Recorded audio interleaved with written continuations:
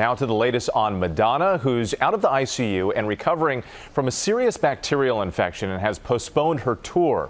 Our chief medical correspondent, Dr. Jen Ashton, is back with more on her condition and what to do if you think you have an infection. Dr. Ashton, always great to see you. You too, Whit. So we don't know what this bacterial infection was that actually put Madonna in the ICU, Right. but what do people need to look out for a variety of different infections? Well, first of all, I think when you hear bacterial infection, remember some basic infectious disease. We can get infections caused by parasites, fungus, viruses, and bacteria.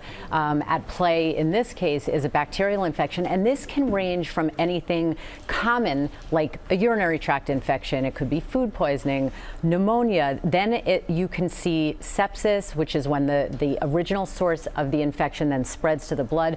Bacterial meningitis, both of those conditions can be life-threatening. When you talk about sepsis, things that we see clinically, a rapid heart rate, a sudden and high fever, then you can have a change in your mental status. For bacterial meningitis, this is a life-threatening medical emergency. Again, high fever, stiff neck, nausea, change in mental status. But, you know, this is something that is seen in hospital settings every single day. And if an infection is actually serious enough to put you in the hospital, what does recovery look like? Well, when you talk about someone who's been in an intensive care unit setting, they've been intubated with a breathing tube down their throat, their recovery depends on a number of factors. Their baseline medical condition before they became sick, how long they were in the unit and intubated in a case like this, whether there was multi-system organ involvement and other organs like lungs, brain, heart, or kidneys were affected. So it's very, very variable, and that recovery period can go from days to weeks to months in some cases. So even though there are so many different ways that you could get an infection, what are some ways that you can protect yourself? Well, I think when you talk about bacterial infections, you have to talk about where they're coming from, right? If you talk about what we call community-acquired bacterial infections,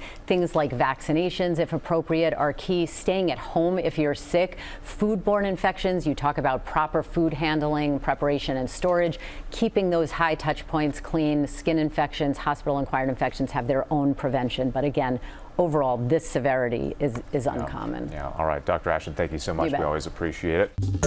Well, hey there, GMA fans. Robin Roberts here. Thanks for checking out our YouTube channel. Lots of great stuff here. So go on, click the subscribe button right over here to get more of awesome videos and content from GMA every day, anytime. We thank you for watching, and we'll see you in the morning on GMA.